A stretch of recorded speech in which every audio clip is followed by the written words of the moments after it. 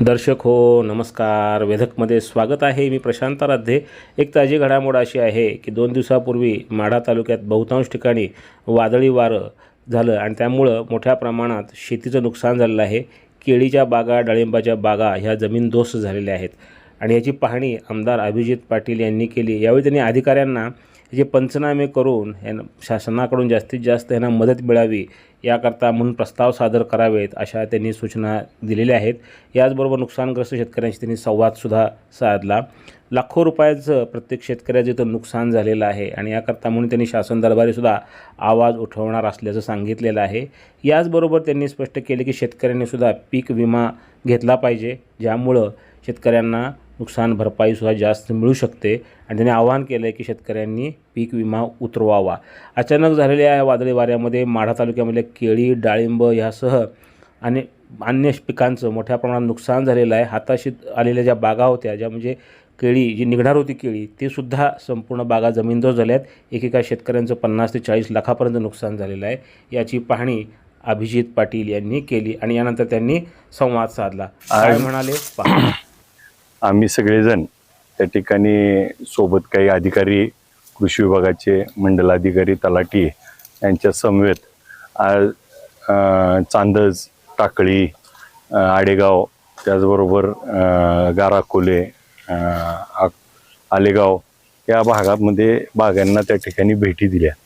प्रचंड असं नुकसान हे शेतकऱ्यांचं झालं आहे आणि आज जर बघितलं तर ह्या बागेत आपण आबांच्या उभा आहे. ह्या आबांची बाग 25 रुपयानं त्या ठिकाणी व्यापाऱ्याला दिली होती आणि आता येणाऱ्या 8 दिवसामध्ये ह्याचे पैसे त्या ठिकाणी 50 लाख रुपयेपेक्षा जास्त होणार होते.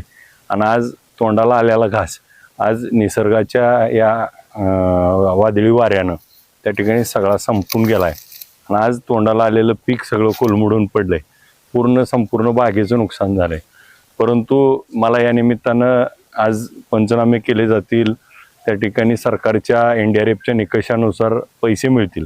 परंतु या व्हिडिओच्या माध्यमातून सर्व शेतकऱ्यांना त्या ठिकाणी नम्र आव्हान करायचे की आज आम्ही सगळ्याकडे फिरलो, परंतु काही मोजक्या बोटावर मोजण्या एवढ्या शेतकऱ्यांनी त्या ठिकाणी फक्त विमा उतरवला आहे. तर ती विमा जर आपण हेक्टरी 7,000 रुपये, त्या ठिकाणी एकराला 2800 रुपये असा विमा उतरला तर 3 लाख रुपयेपर्यंतचं नुकसान भरपाई आपल्याला त्या विमा कंपनीकडून मिळाली असती. परंतु दुर्दैवानं आज आपल्यात कोणीच विमा उतरवला नाही. आज 1 एकर बाग जपायला 1 लाख रुपयेपेक्षा जास्त खर्च करतो आपण आणि फक्त 2800 रुपयेमध्ये त्या ठिकाणी आपण भरत नाही. माझी या निमित्तानं नम्र आव्हान आहे की 1 जुलै ते ऑक्टोबरपर्यंत त्या ठिकाणी नवीन लागवडीला केळीला आपण विमा उतरवण्याची योजना आहे. तर तो कृषी विभागामार्फत विमा उतरवला तर भविष्यात असं नुकसान आपल्याला टाळता येईल. आता हे झालेल्या नुकसानाचे पंचनामे होतील. ह्या नुकसान भरपाई सरकारने त्या ठिकाणी NDRFच्या नियमानुसार देईल. आम्ही अधिवेशनात देखील याच्यावर प्रश्न विचारू आणि यामध्ये आज मनरेगाच्या योजनेच्या माध्यमातून काही जणाला मदत झाली आहे, परंतु आज केळी मोडून पडले तर त्या केळीला पुन्हा नव्यानं मनरेगामध्ये त्या ठिकाणी अट शिथिल करून 3 लाख रुपयेपर्यंत देता येतील का, अशा पद्धतीची आम्ही सरकारला त्या ठिकाणी आवाज उचलू, विनंती करू. मुख्यमंत्र्यांना देखील मंगळवारी भेटून त्या ठिकाणी संबंधिताच्या वरती पंचनामे झालेत तर त्याला चांगली मदत मिळावी अशा पद्धतीची विनंती करतो. त्यांना देखील आम्ही आव्हान करतो, आपण सगळ्यांनी मिळून ह्या शेतकऱ्याच्या पाठीशी उभा राहिलं पाहिजे. हातातोंडाला आलेला घास या केळी जपायसाठी जवळपास 5 ते 10 लाख रुपये खर्च केला आहे आणि आता 50 ते 60 लाख रुपये येणार आणि हातातोंडाला आलेला घास गेला आहे. लोकांचे जीव पिळवलेत. मगाशी एका पैलवानाच्या डोळ्यात अश्रू आले होते. अनेक त्या ठिकाणी असे भावनिक प्रसंग आज आम्हाला बघायला मिळाले. त्यामध्ये शेतकऱ्याच्या पाठीशी आपण सगळेजण उभा राहिलं पाहिजे. आलनेलचं आज परिस्थिती बघतोय, दुष्काळजन्य परिस्थिती येणार आहे, त्यामुळं आपल्याला त्याच्यावर देखील काम करावं लागणार आहे.